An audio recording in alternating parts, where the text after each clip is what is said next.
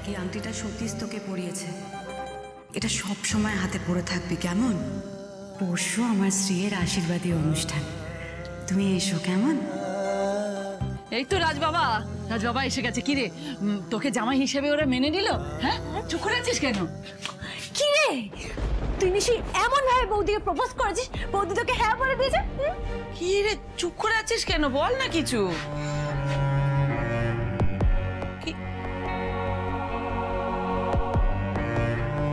আরে কি হলো, কি বলবি তো? কি হয়েছে আমাকে বল।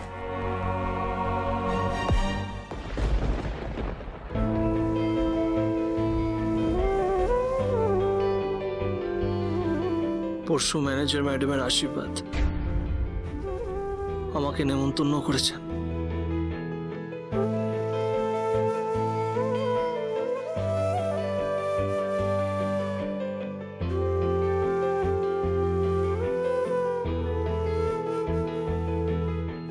না না না, এই হতে পারে না। আমার ছেলে কখনো হেরে যেতে পারে না। আর তুই বলি পরশুদিন মানে এখনো তো সময় আছে। আর পরশুদিন আশীর্বাদ হচ্ছে, আশীর্বাদ মানে তো বিয়ে নয়, বিয়ে তো হচ্ছে না। আর এইসব ডিসকাস করে কি হবে মা? সব তো ফাইনাল হয়ে গেছে। ফাইনাল যা হবার সেটা তোর সঙ্গেই হবে। দেখ, আমি যখন ওই ম্যানেজার বৌমাকে বৌমা হিসেবে মেনে নিয়েছি, তখন তারকনাথের ইচ্ছে উপায়টাও আমাকে বার করতে হবে। শুধু টাকা দরকার কিছু। আচ্ছা, তো ওই যে ছোটকা না ছোটদাকে কবে টাকা দেবে বললো? কাল সকালে। বেশ, টাকাটা হাতে পেয়ে না তুই আমাকে কিছু টাকা দিবি, আর তারপর ওই ম্যানেজার বৌমার কাছে গিয়ে তোর মনে সব কথা খুলে বলবি। এই সুভাষিনী যে কি খেলা খেলতে পারে সেটা কাল থেকে দেখবি। আচ্ছা বর্দা, বৌদি যদি এই বিয়েতে মতই দিয়েছে, তাহলে কি ওকে প্রপোজ করে কোনো লাভ হবে? আমি না সতীশকে আরেকটু বেশি চিনতে চাই, আরো কাছ থেকে বুঝে নিতে চাই।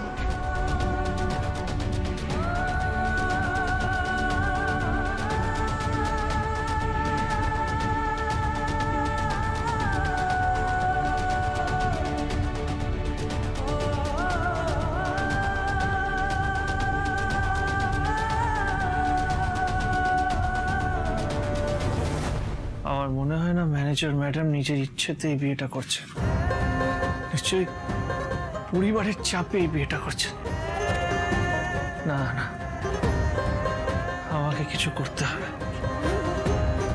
একদিন বাকি না, কিছু একটা তো করতেই হবে।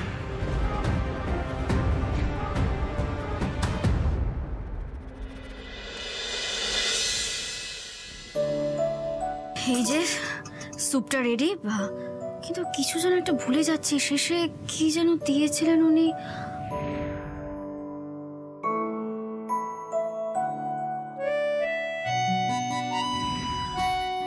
এ বাবা, মধু দিতেই ভুলে যাচ্ছিলাম আমি। মা, হ্যাঁ মা বলছে আমার টাওয়ালটা কোথাও, কত তাড়াতাড়ি কলেজে যেতে হবে আজকে। টাওয়ালটা তুই কি বলতো সোমা, একবার ভালো করে দেখবি না তুই? এই তো টাওয়ালটা এখানে রয়েছে, খালি সারাক্ষণ মা মা মা মা। দে দে দে দে, তানে ধর। এই জিনিয়া, রূপু কি স্কুলে চলে গেল? ওর একটা ম্যাথসের অ্যাসাইনমেন্ট ছিল না? এই তোর বাবা না সেটা করিয়ে দিয়েছে, বুঝলি? ও, তোর মেয়ে এত সুন্দর পড়াশোনায় মাথা না, একটু বুঝিয়ে বললেই পুরোটা বুঝে যায় একদম। সেটা তুমি ঠিকই বলেছো মা। কাল যদি রূপু থাকতো তাহলে দেখতে রাজের সাথে মিলেমিশে একাকার হয়ে যেত। ওকে ছাড়তো তো নাই, আর ওদের গল্প করা দেখে মনে হতো যে অনেক দিনের বন্ধু। ভীষণ না, রাজের কথা মনে পড়লো, ও অনেকগুলো মিষ্টি দিয়ে গেছে বুঝলি। আমি রূপুকেও দিয়েছি কয়েকটা, তোকেও দিলাম টিফিন বক্সে, খেয়ে নিস কিন্তু মনে করে। এই নে। ও মা। হ্যাঁ মা, হ্যাঁ মা, আমি বেরোলাম তাহলে। শোনো, রাজ কাল যে স্যুপটা বানিয়ে দিয়ে গিয়েছিল, সেটা আজ আমি তোমার জন্য বানিয়েছি, মনে করে খেয়ে নেবে। হ্যাঁ না রে মা, খুব ভালো করেছিস। কাল ওই স্যুপটা খেয়ে যা তৃপ্তি পেয়েছি না। রাজ ছেলেটা কি ভালো রে, কাল পুরো বাড়ির ছেলে হয়ে গেছিল। এত বড় লোকের ছেলে, অথচ কোনো অহংকার নেই, কি মিষ্টি ব্যবহার। জানো তো মা, আমার সঙ্গে যখন প্রথম ওনার দেখা হয়, তখন না ওনাকে আমি খানিকটা ভুলই বুঝেছিলাম, ঠিক করে চিনতে পারিনি। মানে আর 5 জন বড় লোকের সম্বন্ধে যে ধারণা আমার মনে ছিল তেমনই ভাবতাম ওনাকে। কিন্তু সত্যি বলতে কি জানো তো মা, যত দিন যাচ্ছে, যত আমি রাজকে দেখছি, ততই না মানে খানিকটা বড় লোকদের সম্বন্ধে ধারণাটা আমার কিছুটা হলেও পাল্টেছে। আগে ভাবতাম অত্যন্ত বাজে বকেন, খুবই বিরক্তিকর লাগতো, আর উনি আসা মানেই কোনো না কোনো গন্ডগোল হয়েই যেত। কিন্তু এখন দেখছি পুরো উল্টো, উনি ভীষণ ভালো মনের একজন মানুষ, ভীষণ হেল্পফুল। নাহলে দেখলে না, বড় লোক হওয়া সত্ত্বেও কালকে অত রাত্রিবেলা মেকানিক পাচ্ছিলেন না বলে নিজে চলে এলেন ল্যাপটপ ঠিক করতে। বাবা, বাড়ির সবাই তো দেখছি একবারে রাজের প্রশংসায় পঞ্চমুখ। তা শ্রী, তুমি বিয়েটা ঠিক কাকে করতে চলেছো, সতীশকে নাকি রাজকে?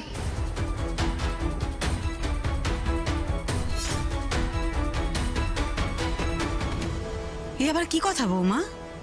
শোনো, সতীশ না খুব ভালো ছেলে। রাজ কালকে এসেছিল বলে ওকে নিয়ে দুটো কথা হচ্ছে, সাধারণ কথা। এরপর যখন সতীশের সঙ্গে শ্রীয়ের বিয়ে হয়ে যাবে তখন ওদের মধ্যেও ঠিক এতটাই ভালো একটা বন্ধুত্ব তৈরি হবে। বৌদি, রাজের সঙ্গে সতীশের আগে দেখা হয়েছে, তাই প্লিজ অন্তত দুজনের মধ্যে তুলনা টেনে তুমি কথাটা বলো না। কাল আশীর্বাদে রাজ আসবে, সবাই থাকবে, সবাই মিলে আনন্দ করবে। আর প্রত্যেকটা সম্পর্কেরই না একটা সীমারেখা থাকা উচিত, অন্তত সেটুকু বুঝতে শেখো। মা, আমি বেরোলাম। বাবা এলাম, দাদা এলাম। সাবধানে যাস। সোমু, অফিসে যাওয়ার আগে ঘরে 1 কাপ চা দিয়ে যান।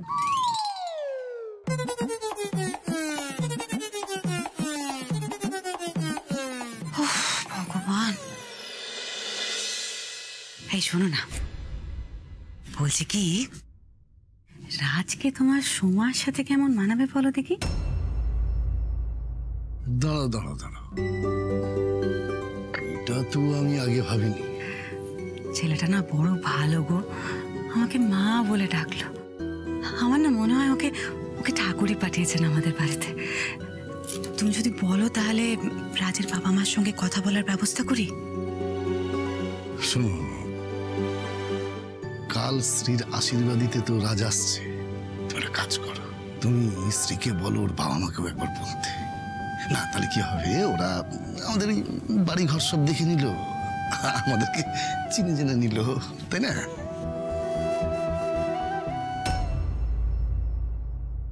কি ব্যাপার? রাজকে এত অস্থির লাগছে কেন? আমি তো বললাম টাকা দেবো।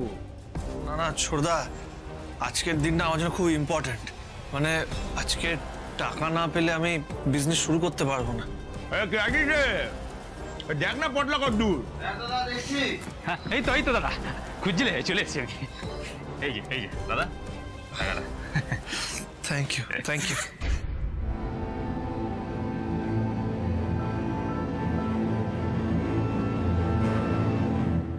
কিন্তু ছোটদা, এটা তো 40 লাখ মনে হচ্ছে না। 5 লাখ দিলাম ফার্স্ট ইনস্টলমেন্ট, কিন্তু 40 যখন দেবো বলেছি আমি 40ই দেবো। এই দিয়ে তুমি কাজ শুরু করো না। 5?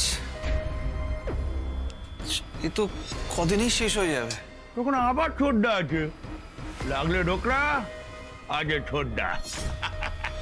টাকা নিয়ে তোমায় ভাবতে হবে না, শুধু তুমি মাঝে মধ্যে আমার ছোটখাটো কিছু কাজ করে দেবে। হ্যাঁ, কাজ? কি কাজ? সেরকম কিছু না, সে যখন সময় আসবে আমি বলবো। আমার রাজের উপর ভরসা আছে, আমি জানি টাকার জন্য রাজ ছোট ছোট কাজ করে দেবে। প্রজেক্ট শুরু হওয়ার আগে আপনাকে কিন্তু 70% ইনভেস্ট করতে হবে, আর আমরা বাকি 30% ইনভেস্ট করব। আর সেই 70%টা যখন জোগাড় হবে তারপরেই আপনি আমাদের ফোনটা করবেন, তার আগে না। কিরে, এবার খুশি তো? ছোটরা কিন্তু কথার খেলাপ করে না। এবার তুইও ধীরে ধীরে ছোটার কাজগুলো করে দিবি, আর ছোটটাও ধীরে ধীরে সব টাকা ছেড়ে দেবে। ঠিক আছে ছোটদা, থ্যাংক ইউ। আসি তাহলে। থ্যাংক ইউ ছোটদা, থ্যাংক ইউ।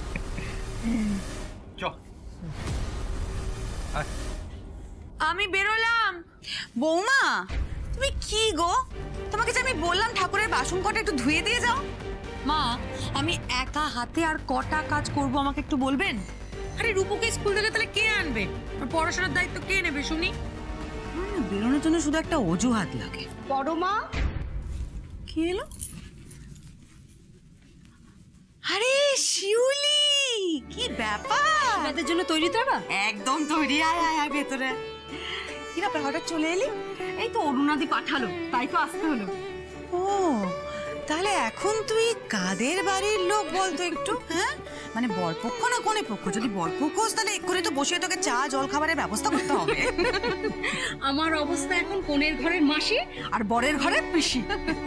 সে যাই হোক, শোন না, বলছি অরুণাদি বলছিল ওই শ্রীয়ের শোরুম থেকে না ওদের কিছু ইলেকট্রনিক্স জিনিস এক্সচেঞ্জ করবে।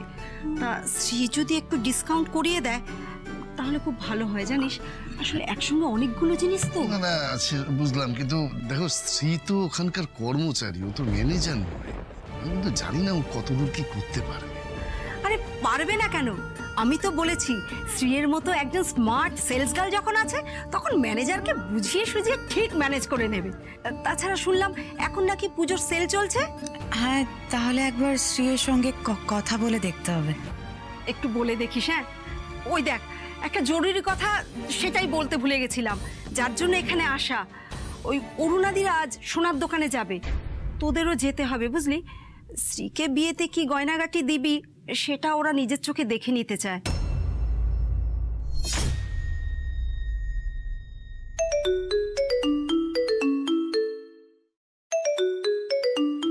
মা। হ্যাঁ মা বলো। রাজবাবা, আমি একটু ভবানীপুরে যাচ্ছি। আর ওই যে টাকাটা পাওয়ার কথা ছিল পেয়েছিস? হ্যাঁ মা পেয়ে গেছি। জয় বাবা তারকনাথ, জয় বাবা তারকনাথ, তুই টাকাটা নিয়ে এক্ষুনি চলে আয়। বলেছিলাম না আমার কিছু টাকা দরকার। মা শোনো না, আমাকে এখন ম্যানেজার ম্যাডামের সাথে দেখা করতে যেতে হবে। কি করি বলো তো? তেমন হলে বাদলের হাত দিয়ে টাকাটা পাঠিয়ে দে, আমার খুব আর্জেন্ট দরকার। ঠিক আছে মা, তুমি যেটা বলছো সেটাই করছি। আর হ্যাঁ মা, আমাকে আশীর্বাদ করো, আজকে যেন ম্যানেজার ম্যাডামের সাথে আমার দেখা করাটা সার্থক হয়। আমার আশীর্বাদ সবসময় আছে বাবা, তো সব ভালো হবে, সব ভালো হবে। ঠিক আছে মা। শোন না ভাই, বলছিলাম মা বললো এই টাকাটা নিয়ে তোকে বাড়ি পাঠিয়ে দিতে। সাবধানে যাবি, একদম এদিক ওদিক ঘুরবি না, ঠিক আছে? একদম একদম সাবধানে। আমার জন্য তো টাকাটা পেলি, এবার এইটুকু তো ভরসা কর, টাকা কোথাও যাবে না। গেলাম, টাটা। সাবধানে যাস। হ্যাঁ বলা দেখে নিও। ম্যানেজার ম্যাডাম, আজকে আপনার সাথে আমার অনেক কথা আছে। মানে শিউলি, আমি তো ভেবেছিলাম যে আমার কাছে যা গয়না আছে আমি সেগুলোই শ্রীকে বিয়েতে দিয়ে দেবো। সেরকম হলে ম্যাক্সিমাম সেগুলো থেকে একটু নতুন কিছু গড়িয়ে দিতাম। ওমা, তা বললে কি করে চলে পরমা? এত বড় একটা পরিবারে শ্রীয়ের বিয়ে হচ্ছে, পুরনো গয়না তুই কোন মুখে দিবি?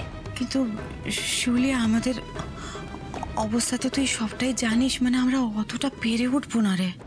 দেখো আসলে এত কম সময়ের মধ্যে সবকিছু পাকা হয়ে গেল তো, মানে এসব নিয়ে যে আমরা ভাববো তারও তো সময় পেলাম না। আচ্ছা প্রভাত দা, শ্রীয়ের কোনো না কোনো দিন তো বিয়ে দিতে হবেই, আর সেই ব্যাপারে আগে থেকে নিশ্চয়ই একটা প্রস্তুতি ছিল আপনাদের। অনেক বছর ধরেই তো শ্রীয়ের জন্য সম্বন্ধ দেখছেন। দেখুন, সতীশের পরিবারের একটা স্ট্যাটাস আছে, একটা ক্লাস আছে, ওরা এতটাই ভদ্র যে ওরা কিন্তু কোনো দেনা পাওনার ব্যাপারে আপনাদের উপর জোর করেনি। আর এখন গয়নাগাটি নিয়ে এত টান বাহানা চললে তাহলে সেটা ভালো দেখায় না পরমা। তাহলে মা এখন কি হবে? বাড়িতে যা জিনিসপত্র আছে সবকিছু বেচে বুচে দিয়ে শ্রীর বিয়ের জন্য গয়না বানানো হবে, তাই তো? বৌমা, আমরা কথা বলছি তো, একটু দয়া করে চুপ করো। তাহলে তোরা রেডি হয়ে নে, আমি এখন আসি।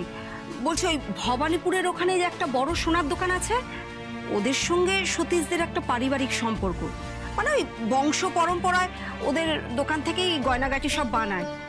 তোরা সোজা ওখানে চলে যাস। আর হ্যাঁ, শ্রীকে সঙ্গে করে নিয়ে যাস কিন্তু, কারণ শ্রীকে কিরকম গয়না মানাবে না মানাবে সেটাও তো দেখে নিতে হবে। আমি এখন আসি, কেমন? শোনো না, বলছি তাহলে এখন কি করবে? কি করবেন আবার? যা জমানো টাকা আছে সবকিছু শেষ করে দিন, আর কি। বৌমা, মেয়ের বিয়েতে তো খরচা হয়, সেটা তুমি খুব ভালো মতো জানো। তাই এই নিয়ে না কথা শোনানোর কিছু হয়নি। তাতে তুমি বরং একটা কাজ করো, তুমি তোমার মাকে বলো আশীর্বাদের ওই 5 ভরি গয়নাটা রেডি রাখতে। শোনো না, ওরা যখন বলছে যেতে তো হবে, তার আগে তুমি একটা কাজ করো তো, তুমি শ্রীকে একটা ফোন করে নাও। না দাঁড়া, পুজোর সেল কিন্তু শুরু হয়ে গেছে। তোমাদের টার্গেটগুলো নিশ্চয়ই জানো তোমরা। একটাও যদি কম হয় আমি কিন্তু তোমাদের পানিশমেন্টের ব্যবস্থা করব। ভালো করে বলে দিচ্ছি, গাফিলতি না করে নিজেদের টার্গেটটা ফুলফিল করার চেষ্টা করবে। Excuse me sir. হ্যাঁ মা বলো। এই শ্রী শোন না, বলছে যে আজকে না তোকে একবার ভবানীপুরের গয়নার দোকানে আসতে হবে, বুঝলি তো?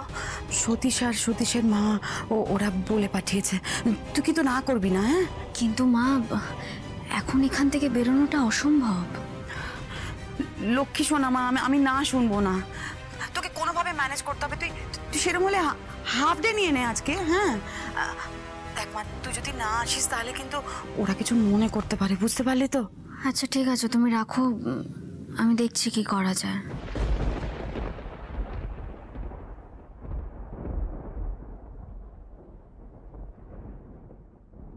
স্যার আজ আমি হাফ ডে নিতে চাই।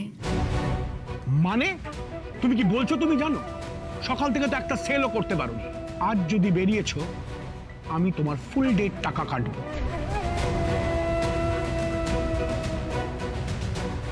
আর হ্যাঁ, শুনলাম তোমার নাকি বিয়ে ঠিক হয়েছে। বিয়ের ডেটটা পুজোর পরেই রেখো। কি রে শ্রী, তোর বিয়ে ঠিক হয়ে গেল? আর তুই সেটা আমাদেরকে একবারও জানালি না রে।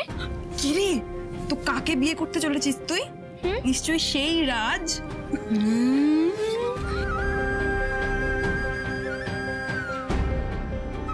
আরে লজ্জা পাচ্ছিস কেন? ও আমাদের বুঝি বলতে চাস না?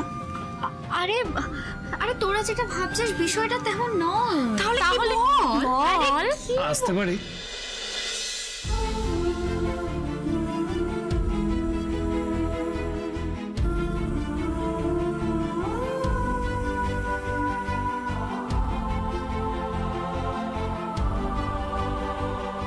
আসুন আসুন আসুন, আপনি আবার জিজ্ঞেস করছেন কেন? আসুন আসুন। আচ্ছা শ্রী, বলছিলাম রুমটা হঠাৎ করে হট হয়ে গেল না? এই উর্মি, এসিটা কি চলছে না? না মনে হয়, জানিস তো আমার না খুব গরম লাগছে। হাম তুম এক কমরে মে বন্ধ হো, চাবি খো যায়। চল তোরা, চল চল চল চল চল।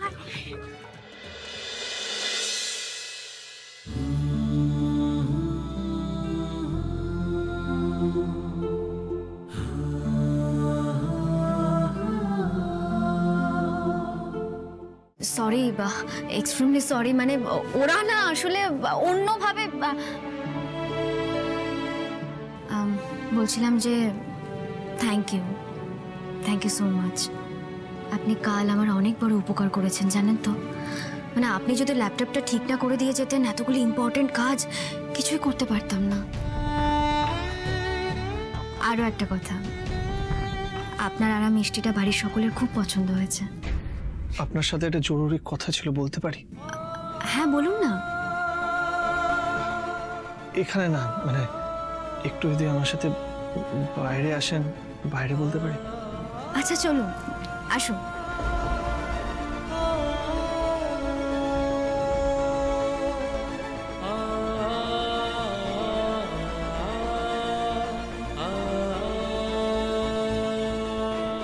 আপনি কি কিছু বলবেন তো? সেই জন্যই তো এখানে নিয়ে এলেন। বলুন, কি বলবেন? হ্যাঁ মানে কি বলবেন বলুন। আপনি কি বিয়েটা করে মন থেকে খুশি?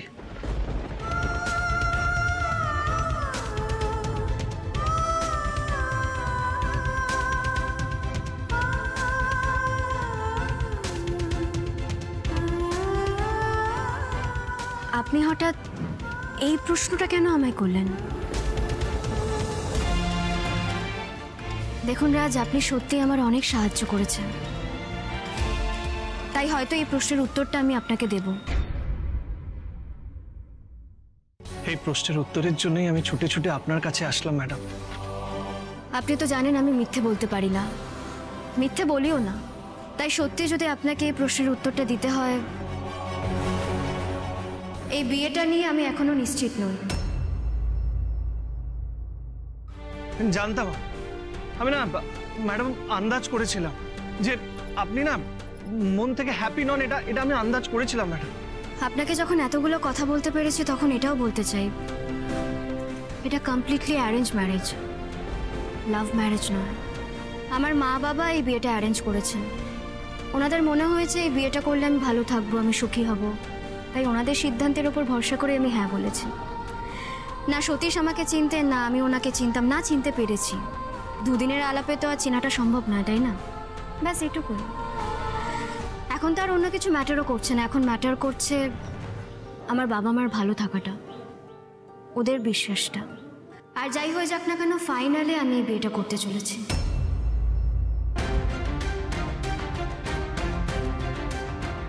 আচ্ছা, আমি আপনাকে একটা কথা জিজ্ঞেস করতে পারি? করুন না, আমি আপনাকে মিথ্যে কথা বলবো না। আপনি হঠাৎ আমাকে এই প্রশ্নগুলো কেন করলেন? কারণ কারণ আমি আপনাকে ভালোবেসে ফেলেছি, শ্রীকে ভালোবেসে ফেলেছি, আপনাকে ভালোবেসে ফেলেছি শ্রী।